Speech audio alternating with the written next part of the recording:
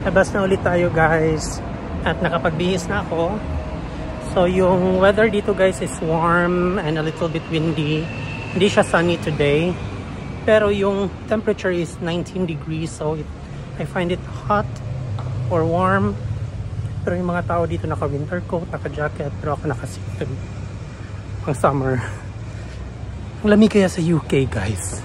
Kailan pa ba tayo makapag 19 degrees sa UK? So, grab the chance. I'm going to Palais Longchamp. I don't know if tama yung pag-pronounce ko. Nalakarin ko lang siya, which is about 30 minutes from the hotel. Pero kaya natin yan.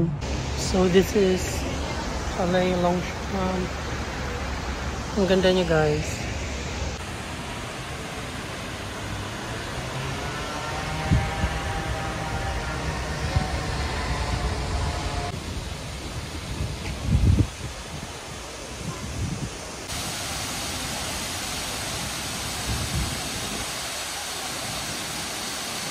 And there is another major attraction dito sa Marseille guys. Yan yung cathedral na nasa hill. I don't know if kaya ko siyang lakarin from here. I really wanna go there.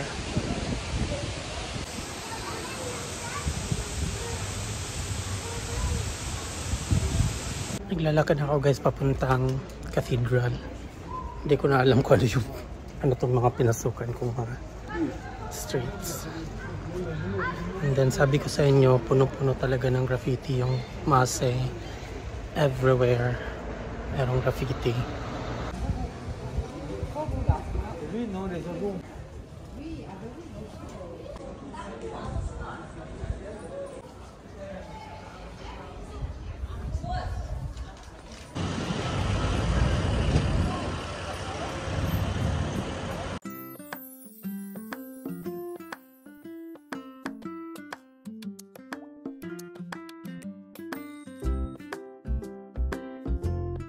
Behind me guys, ito na yung basilica na nasa hill.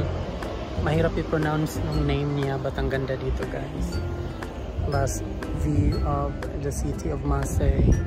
And then I'll show you the island Chateau d'If. It can be seen from here.